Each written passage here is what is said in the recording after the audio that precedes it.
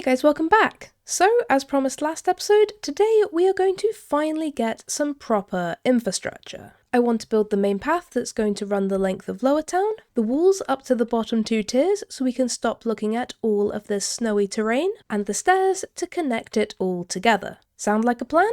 Good. Let's get to work!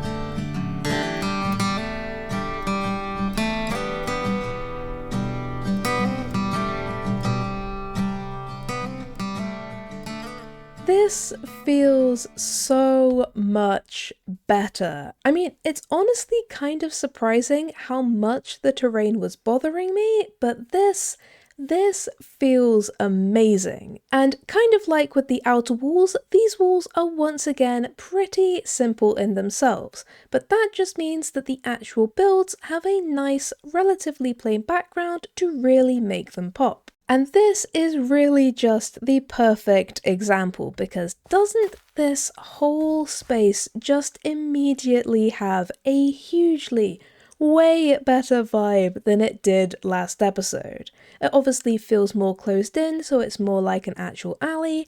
Our farm down the end is actually properly embedded into the wall, and overall it just gives us a much better place to build from. Plus, we now have our main pathway that goes all the way through Lower Town, which feels really, really good, because now we have a proper thing to orient our builds around, a place that we can actually connect our paths to, and it's a major piece of infrastructure for the area. And I mean, obviously we will end up adding more smaller paths like we did towards the stables, but for now, I mostly just wanted to focus on getting this main path in. And getting the main path in also means that we have an actual starting point for these stairs, which obviously go all the way to the top of the next tier.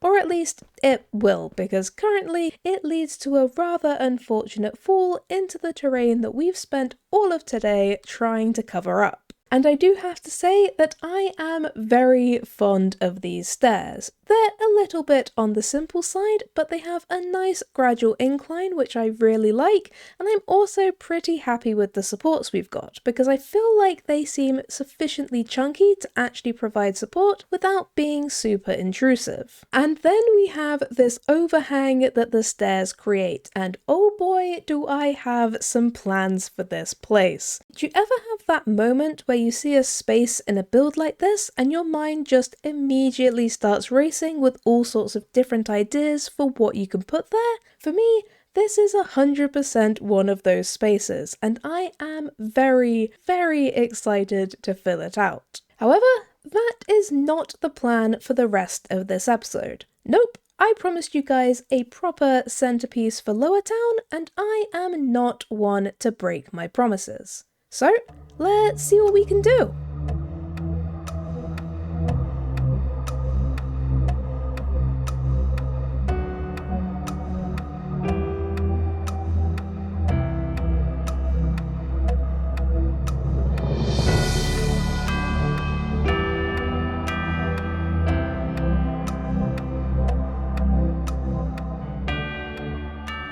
And there we have it, our centerpiece for Lower Town, and what better than a traditional clock tower? Why a clock tower? Well, multiple reasons, I suppose. Firstly, as I mentioned, it's traditional. It just feels like the right sort of thing to have in a prominent central place in a town in this sort of style. Secondly, it gives us a lovely different shape to work with. Most buildings here aren't tall and skinny like this, so it's lovely to have some variation to the size and shapes in the area. And thirdly, while we unfortunately can't add movement to the clock face, we can add sound. So inside up the top we have a bell which is being triggered by this redstone mechanism down here. And I am so annoyed, but for the life of me I can't find where I found this circuit.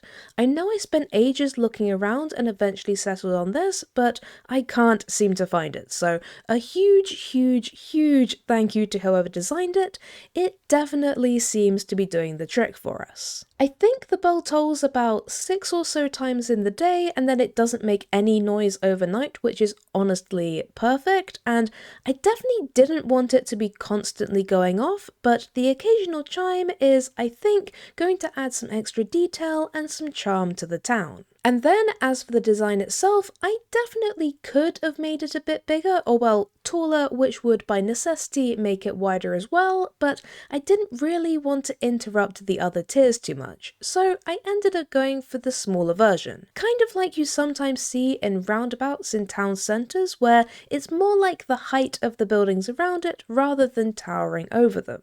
And I have to say, the walls are definitely doing some heavy lifting in this design. They really just add a lot of shape and make it feel like the right sort of width to actually support the top without it just being like a big 9x9 blob of blocks. And overall, I am very happy with this. It definitely feels like it belongs in Lower Town, and I think it makes for a lovely central point. But with our clock tower built, paths laid, and walls assembled, I think I'm going to leave this episode here. And we got so much infrastructure and general, almost quality of life stuff done today, so I am incredibly happy. And as for next time, I really want to start tackling some of the houses in Lower Town. So far, we've really focused on businesses and infrastructure, but Lower Town also has a lot of residents, so I think I want to start giving them a proper home. But until then, thank you guys for watching, I hope you have a great day, and I'll see you next time. Bye!